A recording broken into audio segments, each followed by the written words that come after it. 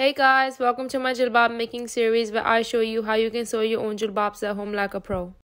In this video, I'm going to talk you through everything you are going to need to sew your jilbab. To figure this out, start by looking at the info sheet to determine what you need to buy and what you already have. To do this, highlight the items you already own and you will be left with a clear list of what you need to get. Now let's go through each item you'll need, starting from the top of the list. As you can see, the info sheet specifies how much fabric to buy and the width of the fabric. For example, it says width 58 to 60 inches and 5.5 yards. This means your fabric should be between 58 to 60 inches wide and you need 5.5 yards in length. I have also made an in-depth fabric guide that you can use if you need more help, or you can ask the seller for help. Next, you will need a wide waist elastic that is 1 to 1.2 inches wide, along with a narrow wrist elastic that ranges from 0.3 to 0.5 inches wide. Then you'll need a matching thread to your fabric. Now let's move on to the tools you will need. First thing that you will need to sew your jilbab is a sewing machine. You will also need pins, fabric scissors, measuring tape or a big ruler, a marking tool, a seam ripper.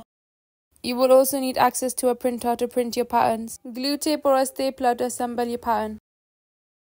Last thing you'll need is an iron. In the next video, I'll go through best places to source each of these items so you can get everything you need. In the last video, we looked at all the materials and tools you will need to sew your jilbab. And in this video, I'm going to talk you through the best places to source them. I will be splitting this video into 3 sections. In the first section, I will tell you all the things that you will need to source from the local markets. The second section will be your local shops and supermarkets, and the last section will be online. Altogether, you will need to make 2 to 3 stops to purchase all the materials you need. I have done this because some things you find at the markets are best in price and value, and others are best at your local supermarkets or online. I don't want you to overpay for anything.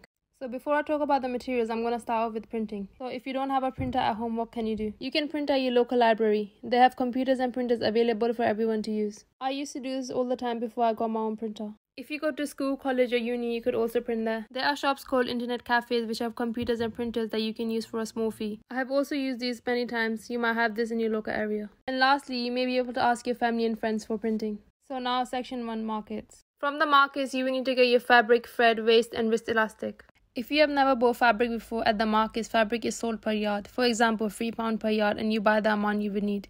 The info sheet will tell you how many yards to buy. Usually there is a sale section where fabric is only £1 to £2 per yard. This is where I buy my fabric. Also, before you buy, ask the seller for the width of the fabric. You want to buy 50 to 60 inches wide. If you like a fabric which is less in width, buy half to 1 yard extra fabric than recommended. I have made an in-depth guide and video on fabrics to buy to sew jilbabs. Check these out if you need extra help. After buying the fabric, you can go to another store that sells elastics and threads. Get a matching thread to your fabric. Usually you get a few for £1. They also sell elastics in bunches. Last week I got these 2 from the market for £1 each. One is wide waist elastic and one is narrow wrist elastic. Now section 2, your local shops. From here, you will get pins, glue stick, seam picker and marking tools. You will use the glue stick to assemble the pattern, pins to secure, picker to unpick if you saw something wrong, and marking tools to mark around the pattern. I would recommend you to get chokes as they're easy to rub off when you're done. You could also get these from the market, but these are best priced in the local shops. I source mine from my local supermarkets and shops like Poundland, Home Bargains or B&M. This only cost me around £1 each. By visiting these, you will also be able to see a sewing section that they have in the shop. Now section 3, online. Online, you will be able to find good deals on fabric scissors and sewing machines. A quality beginner-friendly sewing machine that I would recommend is the Bravo LS14 manual stitch sewing machine. It offers variety of stitches. This is under £90, which is affordable and a good investment.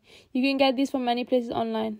If you are looking for something cheaper, then look for second-hand vintage sewing machines on sites like eBay, which start from £40. But I would recommend you to invest in previous sewing machine as it will make sewing experience much easier. For fabric scissors, online has many options that you can choose from. After buying all materials, make sure to tick off the jilbab sewing checklist. In the next video, we will assemble the pattern.